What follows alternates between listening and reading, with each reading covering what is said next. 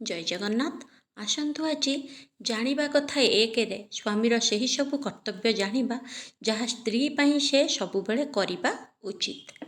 दुई, रोषेई घरर सबु व्यवस्था समय पूर्वर करदेवा उचित जहाँ द्वारा घरे अन्न व्यवस्था ठीक रहिबो, समस्ते सुखरे रही परिबे।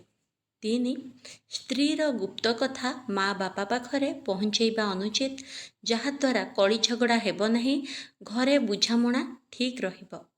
चारि, निज भितरे होइथिबा झगड़ा को कौनसी तृतीय व्यक्ति को जणैबा अनुचित जहाँद्वारा आपणक संपर्क रे केही फाट सृष्टि करिपारिबे नाही।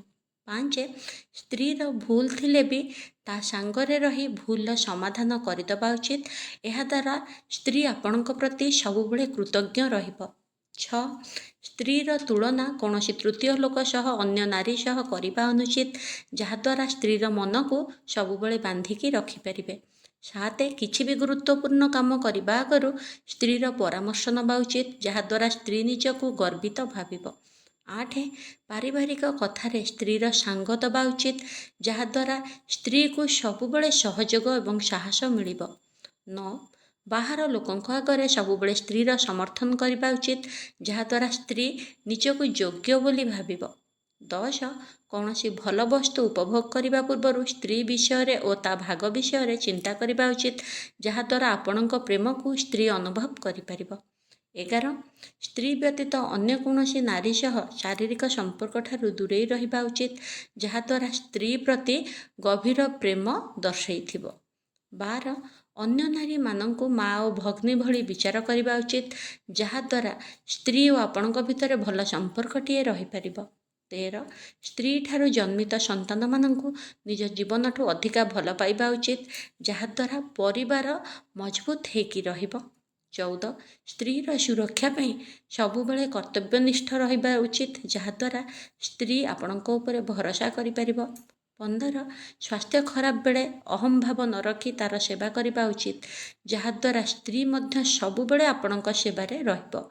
16, प्रत्येक भ्रमण योग्य स्थान को स्त्री सह ही जीवा उचित जहाँद्वारा परिवार रे सुख शांति आसिबो।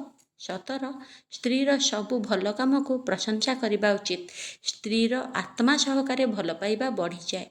18, स्त्रीर शिक्षा दीक्षा को आग को बढ़ाइबा उत्साह करबा उचित यह द्वारा परिवार उन्नति मध्य हुए। 19, स्त्री को प्रतिष्ठा पाइबारे साहाय्यर हाथ बढ़ाइबा उचित यह द्वारा स्वामी स्त्री एकनिष्ठ होइकी रुहंती। 20, धर्म और तीर्थ काम सबुबले स्त्रीर पाखे पाखे रहिबा जहाँद्वारा कि जीवन रे सबुबले एकनिष्ठ समग्र शांति रे रही पारिबे, परिवार रे मध्य केबे भी असुविधा आसिबो नाही, ईश्वरक आशीर्वाद सबुबले प्राप्ति हबो। एही भली भावरे स्वामी स्त्री को संभाळिकी रखिबा कथा एवं ता पई प्रत्येक कर्तव्य पालन करिबा कथा जहाँद्वारा कि आजिकाली समाज रे जेते भी संपर्क को नहीं असुविधा होउची ताहा सुधुरी जीव। दर्शक बंधु, वीडियो पसंद आसुथिले चैनल को लाइक सब्सक्राइब शेयर निश्चिंत भावरे करिकी आपणक सहयोग दियंतु एवं मते समर्थन करंतु। जय जगन्नाथ। खूब मंगल रे रुहंतु। आसंता वीडियो रे देखा हेबा।